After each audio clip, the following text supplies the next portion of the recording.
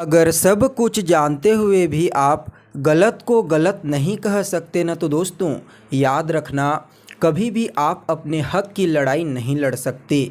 नमस्कार दोस्तों, मैं ज्योतिष आचार्य वासुदेव मिश्रा आपका अपने चैनल मिरेकल ऑफ एस्ट्रोलॉजी में हार्दिक अभिनंदन करता हूं। दोस्तों, आज का यह ज्योतिष का कार्यक्रम आप लोगों के लिए, हाँ जी, तुला राशि वाले जातकों के लिए बेहद ही ज़्यादा खास और विशेष रहने वाला है। आज हम बात करेंगे ग्रहों के सम्राट सूर्यदेव के राशि परिवर्तन प्रभाव के बारे में।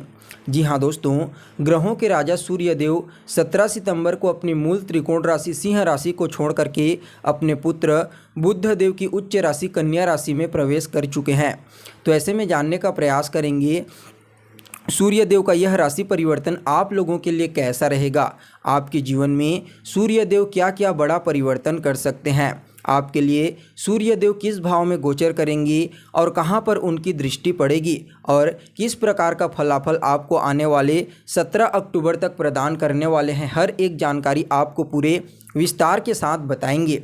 दोस्तों, यह जो ज्योतिष का कार्यक्रम है, यह आपकी जन्म की राशि चंद्र राशि पर आधारित है। अगर आपको अपनी जन्म की राशि मालूम नहीं है तो आप इसे अपनी प्रचलित नाम राशि के आधार पर समझ सकते हैं। और अगर आप अपनी जन्म कुंडली पर हमसे परामर्श लेना चाहते हैं तो वीडियो के डिस्क्रिप्शन बॉक्स में और वीडियो के अंदर आपको नंबर मिल जाएगा, यहाँ से आप संपर्क करके अपनी जन्म कुंडली पर परामर्श ले सकते हैं।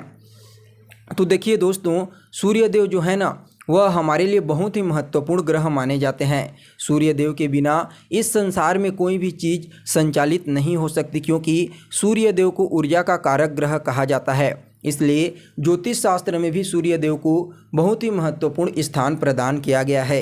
ज्योतिष शास्त्र के मुताबिक सूर्यदेव न सिर्फ हमारी आत्मा के कारक होते हैं, बल्कि यह हमारे जीवन में मान सम्मान, पद प्रतिष्ठा, प्रसिद्धि, आत्म सुरक्षा, आत्मविश्वास, प्राण शक्ति, इच्छा शक्ति और कहीं न कहीं आपके जीवन में आपकी सत्यता का प्रतिनिधित्व करते हैं। जब भी किसी व्यक्ति की जन्म कुंडली में सूर्यदेव बलवान अवस्था में मजबूत होते हैं तो उस व्यक्ति के अंदर कॉन्फिडेंस बहुत ही मजबूत होता है, यानी कि उसका आत्मविश्वास हाई लेवल पर रहता है। उसके अंदर आत्म ऊर्जा की मात्रा बहुत ज़्यादा रहती है और वह व्यक्ति हर कार्य को करने के लिए तत्पर रहता है और उसके माइंड में हमेशा डिसीजन चीज़ें चलती रहती है, यानी कि वह एक राजा के समान व्यवहार करता है। इसलिए दोस्तों, जन्म कुंडली में इसके अलावा सूर्यदेव को ज्योतिष शास्त्र में सफलता का कारक ग्रह भी कहा जाता है। अगर जन्म कुंडली में सूर्यदेव कमज़ोर अवस्था में होते हैं तो आप किसी भी प्रकार से सफलता की कल्पना नहीं कर सकते। इसलिए हर व्यक्ति की कुंडली में सूर्यदेव का बलवान और मजबूत अवस्था में होना बेहद ही आवश्यक माना जाता है। तो दोस्तों देखिए, वहीं आपकी सफलता के कारक ग्रह सूर्यदेव 17 सितंबर को सिंह राशि से निकल करके कन्या राशि में प्रवेश कर चुके हैं, जो बुध देव की उच्च राशि है और बुध देव और सूर्यदेव के बीच में आपस में मित्रवत संबंध है।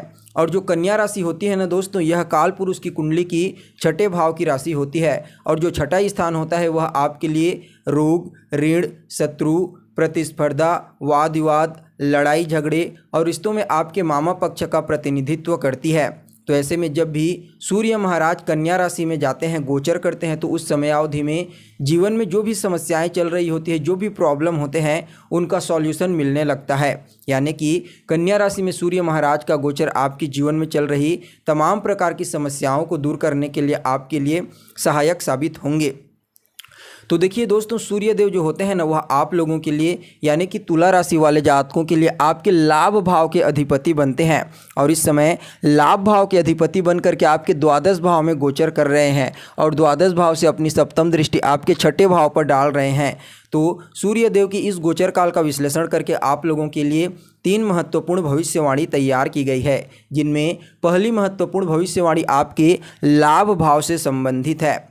तो देखिए दोस्तों, यह जो 11वां स्थान है ना, यह आपके जीवन में आपके लाभ को बताता है। आप अपने जीवन में कितना प्रॉफिट कमाएंगी, कितना आपकी इच्छाएं पूरी होगी, आपकी जो मनोकामनाएं हैं, आपकी जो भी डिजायर्स हैं, वह पूरी हो पाएंगी या फिर नहीं।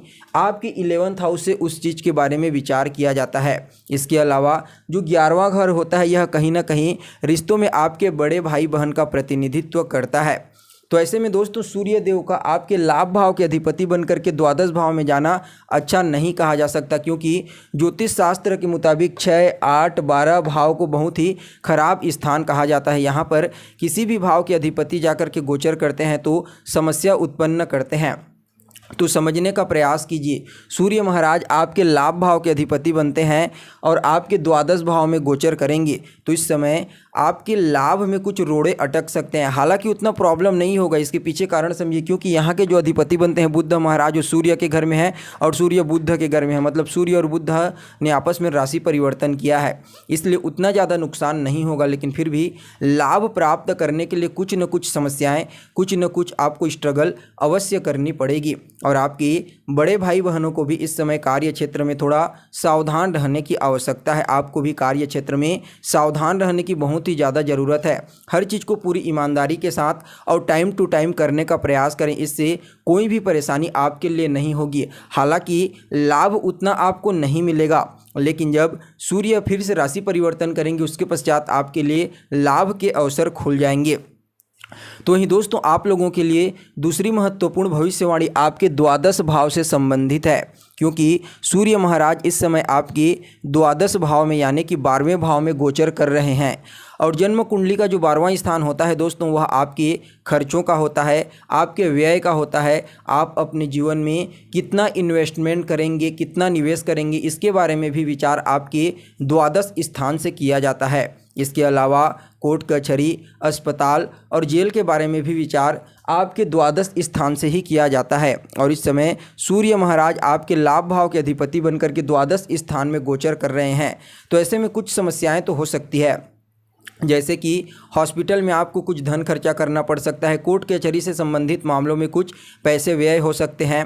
इसके साथ ही दोस्तों इस समय धन को आपको बहुत ही धैर्यपूर्वक खर्च करने की सलाह दी जाती है, अन्यथा आपका बहुत सारा पैसा बर्बाद हो सकता है।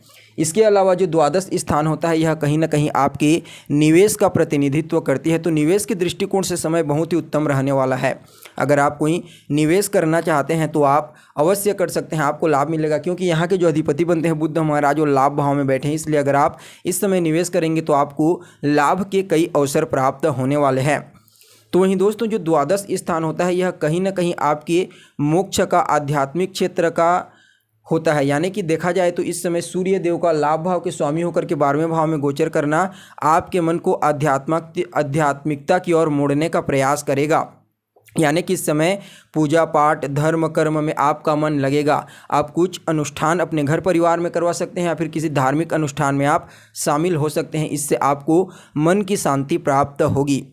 तो वहीं दोस्तों आप लोगों के लिए अगली तीसरी अंतिम भविष्यवाणी आपके छठे भाव से संबंधित है, क्योंकि सूर्य महाराज की सप्तम दृष्टि आपके छठे भाव पर पड़ रही है, इसलिए आपको इस समय छठे भाव से संबंधित परिणाम की भी प्राप्ति होने वाली है।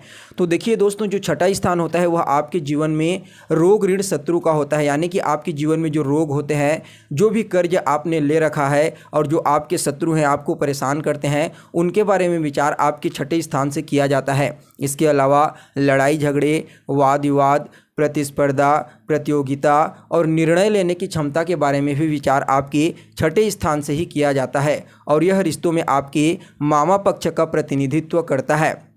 तो ऐसे में दोस्तों सूर्य महाराज की सप्तम दृष्टि जब आपके छठे भाव पर पड़ेगी तो आपको रोग से मुक्त कर देंगे, ऋण से मुक्त कर देंगे, शत्रु से मुक्त कर देंगे। इस समयावधि में अगर आपको पुराने समय से कोई स्वास्थ्य से संबंधित समस्या थी तो उस समस्या से आपको छुटकारा मिल जाएगा। और आपने किसी से कर्ज ले रखा है तो इस समय आपके आय को मजबूत कर देंगे, जिसकी वजह से आप कर्ज को चुकाने में सक्षम रहेंगे। वहीं आपके शत्रु इस समय आपका चाह करके भी कुछ नहीं बिगाड़ पाएंगे। लेकिन दोस्तों मामा पक्ष के साथ कुछ समस्या हो सकती है, वैचारिक मतभेद उत्पन्न हो सकते हैं, वाद विवाद होने की संभावना नजर आ रही है। इसलिए इस समय आपको अपनी वाणी पर, अपने अहंकार पर विशेष रूप से नियंत्रण रखने की आवश्यकता है। इसके अलावा जो छठा स्थान होता है यह कहीं ना कहीं प्रतियोगी परीक्षा का होता है, कंपटीशन का होता है, और सूर्य देव को सफलता का कारक ग्रह कहा जाता है। तो जो विद्यार्थी हैं अभी प्रतियोगी परीक्षा दिलाने वाले हैं उनके लिए सूर्य देव का यह गोचर काल बहुत ही उत्तम रहने वाला है। उन लोगों को अपने परीक्षा में निश्चित रूप से सफलता की प्राप्ति होगी। या फिर जो भी कंपटीशन कर रहे हैं उन लोगों को, और जो तुला राशि के जातक हैं इस समय उन लोगों को लाभ अवश्य प्राप्त होने वाला है। तो दोस्तों यह तो हो गई आपकी जन्म की राशि के आधार पर सूर्य देव का कन्या राशि में गोचर का आपके जीवन पर प्रभाव। अब चलिए जान लेते हैं सूर्य देव को बेहतर बनाने के लिए आपको क्या करना चाहिए। तो देखिए, नियमित रूप से रोजाना सूर्योदय से पहले सो करके उठ जाइए, सूर्य देव को अर्घ्य प्रदान कीजिए। सूर्य देव के बीज मंत्र ओम घृणी सूर्याय नमः, इसका रोजाना 108 बार सूर्योदय के पश्चात कीजिए। और हो सके तो रविवार के दिन जरूरतमंद और गरीब असहाय लोगों की मदद करें। इससे सूर्य देव का यह गोचर काल आप लोगों के लिए बहुत ही उत्तम साबित होगा। तो दोस्तों, कैसी लगी आपको जानकारी, कमेंट कीजिए, लाइक कीजिए और बने रहिएगा हमारे साथ। फिर मिलते हैं एक नए और ताज़ा एपिसोड में, तब तक के लिए इजाज़त दीजिए। नमस्कार।